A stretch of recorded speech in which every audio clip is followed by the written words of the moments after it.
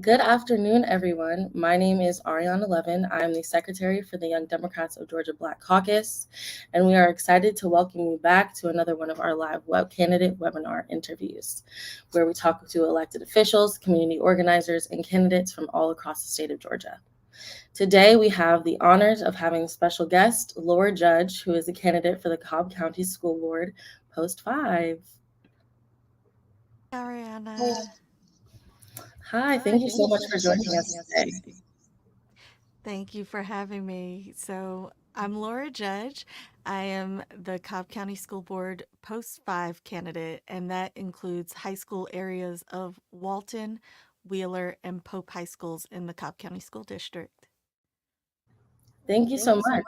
So do you mind giving us a quick overview of who you are, what you do, and how you do it?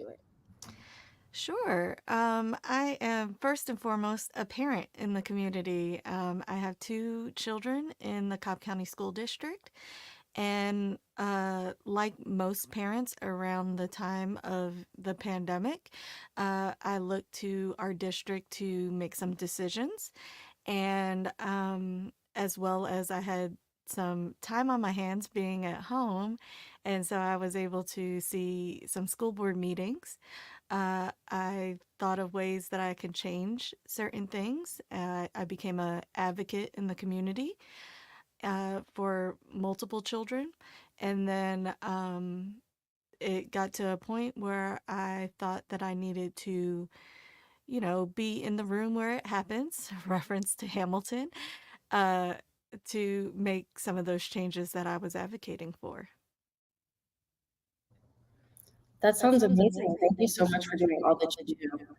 So my first question is about community engagement. How do you plan to enhance community engagement and encourage civil conversations in the school district, ensuring that all voices, including those that are traditionally marginalized, are heard and considered? Thank you for that question. So, a big thing that I had asked for as both a parent and an advocate in this space is more town halls. And so my plan involves me creating more accessible forums, town halls, workshops where all stakeholders can come in and engage with people. Normally in traditionally marginalized communities, uh, those families don't always feel welcomed, and so I feel like if we opened it more accessible ways for giving feedback, whether it's through emails or coming to school board meetings or being at town halls where they have the safety of their community members around, that they can come and feel safe to speak up. Because, I feel that, bridges are built when every voice is being heard in those rooms and spaces. Definitely, I completely agree, especially coming from a predominantly white area like Long Island is was. It definitely is important to see and have representation on the school board. So thank you for that. And speaking of representation, in your role as a school board member, how will you work to ensure that the board accurately reflects the diverse makeup of the community, considering factors like socioeconomic background, professions, and ethnicities? Thank you. So, one of those things is to, you know, to advocate for and recruit and select people of diverse backgrounds. So the district does the hiring. The board kind of approves that principal level and up for the staff. And so just looking at more diverse voices to be more representative of the community. So I would advocate for that recruitment at a higher level, and then you could see it go. If you advocate top level up, they can be there in place to do school level down. Thank you so much. Hmm. So now to educational equity. As an advocate for educational justice, how do you plan to address and eliminate structural barriers to success within schools in District 5, ensuring that all students have equal opportunities for achievement? Thank you. So I would like to see a comprehensive review of all our policies and practices. From the outside looking in, you don't really know what's going on. So, again, you have to be in the room where it happens. And one of the initiatives that I'm looking at is literacy, that affects multiple families. And if our students can't read, they're not going to be as successful as their peers. And we're looking at student success. So I would like, as our legislative body just implemented some new laws surrounding literacy, I would like to see those things go into like how it's meeting the needs of our students and making sure that they have the foundation for achievement. That's super important. Putting the students first is all that matters. Yes. So, in terms of student development, how do you envision your role as a role model for students and your involvement in their development? So I see my involvement kind of like both a privilege and a responsibility. It's heavy to be a role model to students, but the privilege part is you will see me at schools, you'll see me at events, you'll see me at different initiatives that promote our students' growth, their extracurricular activities. And so, my biggest focus is currently on mental health awareness, STEM education, arts integration.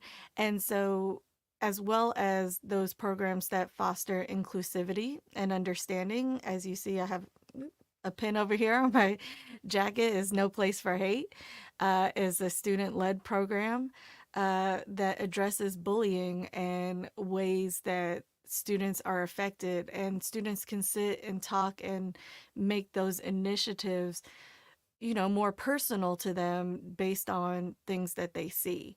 And so with those programs, both education and well-being, it helps students pursue not only their passions, but also overcome any challenges that they may face. And that makes a more well-rounded and supported educational environment. Yeah, I completely agree. I know for myself, it took a while for me to foster what I actually loved and wanted to do.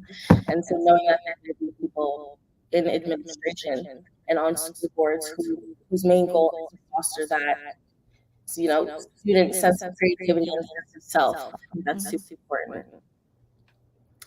So our teachers are number one. They're the ones who are educating our kids, our students, our youth. As an advocate for teachers and school administrators, how will you prioritize their needs and ensure that they have the necessary resources to support and provide a quality education? So the biggest thing that I also see is not all the teachers are also at the table. So in Post 5 alone, we have a wide array of student needs in our different high schools, let alone our elementary and middle schools. So I would advocate for our teachers to come into either our board meetings or have that relationship where they could take stuff to the principal can take it to us, area superintendents can take it to the superintendent and to board members, and feel comfortable in those conversations of things that they need, the funding that they need. And so opening those lines of communication is extremely important to me, so that, teachers are stakeholders in this Board of Education as well. They are hired by the district, but we are voted in to represent their needs, and they should be able to talk to board members, asking for certain things that board members can advocate and ask the superintendent what they need as well. Yeah, I think that's something we see now a lot of the time during the time, teachers sticking up for themselves, Mhm. and ensuring they get what they need. So again, it's amazing to know that there is someone on a school board who can provide them with that and show them that they can advocate for themselves, but you're also there to advocate for them. Mhm. So my next question is about transparency and decision making. How will you improve transparency in the decision-making process of the school board, ensuring that the parents and the community members are informed about policy changes and district finances in a timely manner?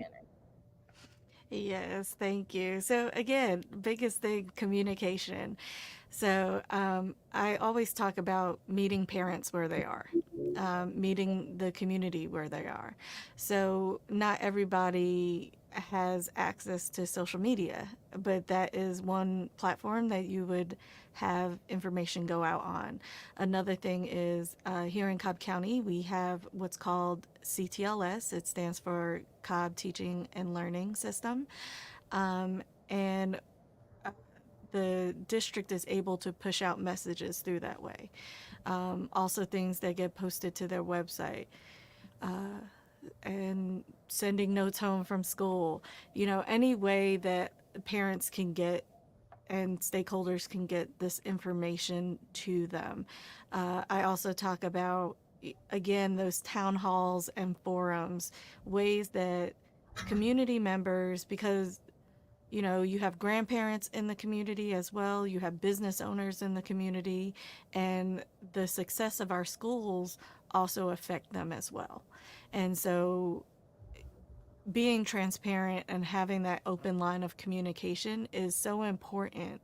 And they need ways to meet with you, whether it's working parents, work from home parents, stay at home parents, business owners, grandparents, anyone in the community, taxpayers, should be able to have that open line of communication and talk to board members to know what's going on, policies that are going on in the school. Because when you have that open line of communication and things that you can point back to, you won't have all this like anxiety around what are our kids being taught, what policies are in place, what policy might my child break, that will get them in trouble. There should be access to all those things and in multiple languages because we do in Cobb County have multiple language learners. Thank you so much. And in terms of that, this is a big feat that you're taking on. What do you see as your obstacles are going to be once you get elected to the school board? Um, an obstacle that I see, change is slow and arduous. Um, some people don't want change, and one of my first interviews that I gave is I'm not looking to make radical change. The biggest thing right now is communication. But again, to get people to feel like the communication is changing and stuff, that's going to be a long process. We have all the tools in place that we can talk to people more. Some people might not like that. So, again, it goes into, talking to people about things that may or may not be different when the board member changes. The incumbent for this seat is retiring. And so there will be a new board member. There'll be a fresh face regardless. And so, and whenever you have new faces, new ideas come in, uh, people look at it, you know, with how does this truly affect me? And so I believe that in talking to the community, that change won't be so hard, I hope. And but yeah, just knowing that a fresh face coming in, people will second guess a lot of things.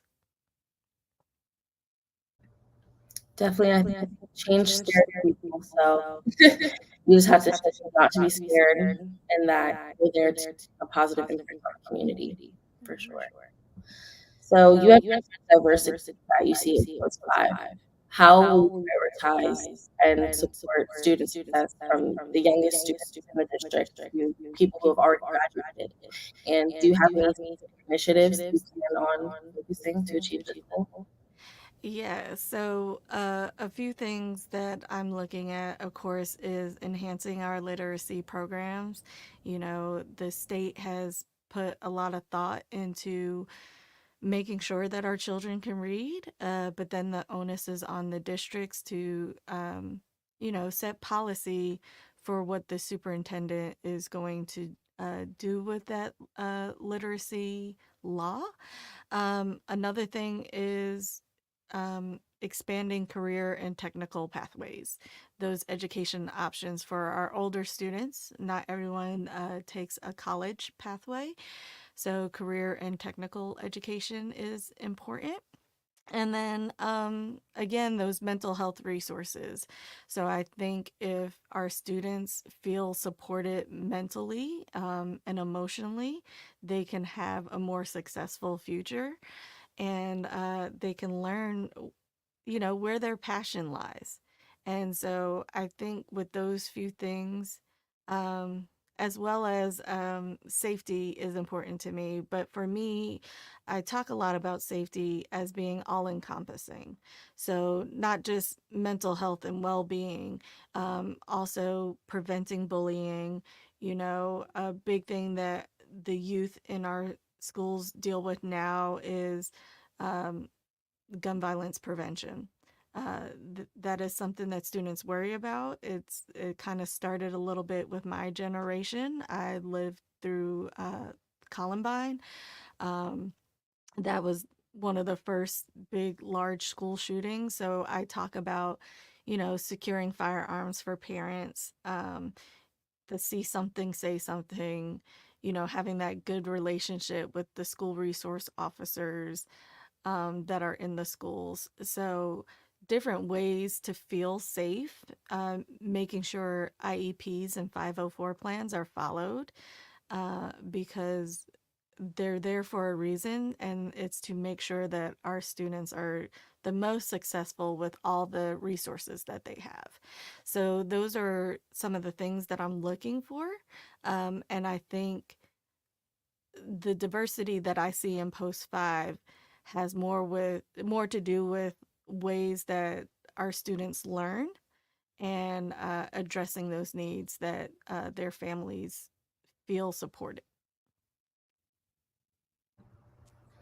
Yes, speaking of gun violence policy, do you see yourself collaborating with state legislators here in Georgia to advocate for policy changes that can positively impact students in your school district, and not just but students in general? Yes, absolutely. So, I am a member of Moms Demand Action. Up until I decided to run, I was a member of the leadership team. Uh, so we do have our Advocacy Day coming up. I believe it's the 21st. So you will see me at the Capitol. I always advocate for gun violence prevention in any ways. It's a multi layered problem that we need to address, whether it's from, parents securing their firearms to laws being passed at the state. And so I was part of the Advocacy Day where we met with legislators to hear the first gun bill in 6 years. Presented by Representative Al. So I do still see myself advocating for ways to make our community safer. Um, and I think I have a unique perspective. I am prior military. I also am a gun owner myself. And so it's just, but I have two kids in the home. So I am constantly thinking of, you know, ways to keep them safe as well as keeping my Second Amendment right. Definitely, I think as someone who has gone through, the media school shootings myself, I think that it's so important not to say, let's take away our guns, but to have someone advocate for students and how we feel and our safety. Because despite me being such an advocate for the youth, not many people are still listening to us. So it's good to have people in power who we can trust with that open communication. communication to speak up for us when it's needed. Yeah, I think a lot of people forget that, um, being in situations, it does cause trauma. And so when you have to address those situations again, whether it's through code red drills or anything else, you have to be trauma informed and have to understand the anxiety and the emotional trauma that students go through to have to stay safe. I wouldn't know how I would deal with a code red drill after being through a school shooting. Um, you know, um, I deal with, and I've seen students express their anxiety and the emotional turmoil that comes with it. And so, one of the things I would love to see is more trauma informed practices in place for our students. That's important for sure. So my last question for you is, where can people support you? What important dates are coming up? And do you have anything that you would like to say for our closing remarks? So, yes, easy enough. LauraJudge.com. That's www.laurajudge.com. On there, you'll see all my initiatives and policies, articles written about me, the area that Post 5 covers, voting information. Uh, the biggest thing coming up is primary is May 21st. So that is the first thing. As most candidates ask for, the three T's: time, talent, and treasure. So as we go into qualifying, which is the first week of March, the biggest thing right now is the treasure. So I am fundraising currently for to start this. Everything's going into the campaign for meet and greets, so I can meet the community. And then eventually that comes into the time and talent. So people hosting meet and greets, people hosting fundraisers, so that I can meet more of the community. I'm not on canvassing just yet because I would rather, meet the community in places that they feel safe, that they have their friends around. A more outspoken person might ask me a question and they may think of something else. Um, and next, I have coming up Monday, I have Learning with Laura. So it started out as a fun evening Zoom call where people can sit and ask me questions. I give a little bit of trivia around our school and our districts. Um, and it was originally you would make mocktails, so non alcoholic drinks. I have taken that out for this one and recurring ones after that. And so currently it happens once a month. And so Monday is our February one. And then as we go into primary season, it will happen more frequently, monthly. I mean, excuse me, not monthly, weekly. So people can come and just talk to me. Normally that happens in the evenings. Uh, on my slate of things that will be coming up will be coffee with the candidate. So I'll probably be at a coffee shop. I haven't set that up just yet, but people can meet me out in the community. If you live in Cobb County, specifically in Post 5, you'll probably see me driving around. I have two large magnets on the side of my car that say Laura Judge for Cobb County School District with my face on there. So you can't miss me. My husband will not drive that car. So you should see me and feel free to stop me, talk to me. I am willing to take any questions or, see what's going on.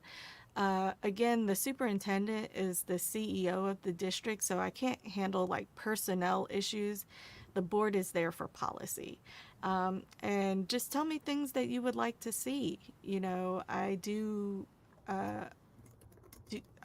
grab people that do affect change. Earlier today, I talked with someone in the literacy advocacy movement. So you'll see that discussion with her. I also talked to someone that's been involved with our county commissioners about some safety things going on. We're having a sidewalk rebuilt around a school, so we have talked to the Department of Transportation here in Cobb County as well. What's going on with that project? So just different things that our school board works with around with the county as state legislators as well, because when they make laws that rolls down. um, so yeah, just feel free to pop on, ask me on laurajudge.com. You'll find most of my social media handles are all Laura T Judge. T is for my maiden name. And so X, formerly known as Twitter, Instagram, my Facebook page, it's all Laura, Laura T, Judge, Judge. You can find me there, message me there. I'm usually pretty responsive. And if not, I will have my campaign manager reach out to you as well. Um, but yeah, I love what I do. I love the students in the space, and I feel that everyone's voice is important. So even voices that I don't always agree with, I feel that we can come together and hear each other out, and we can come to a compromise. Definitely. I just want to say thank you again for your time and commitment to serving the community, your emphasis on community representation, communication, equity and participation, and just your dedication to fostering that transparent communication as a representative of the school board. So we thank you again from the Young Democratic of Black Caucus. Make sure that you stay tuned for the next series, and see you all later. Thank you.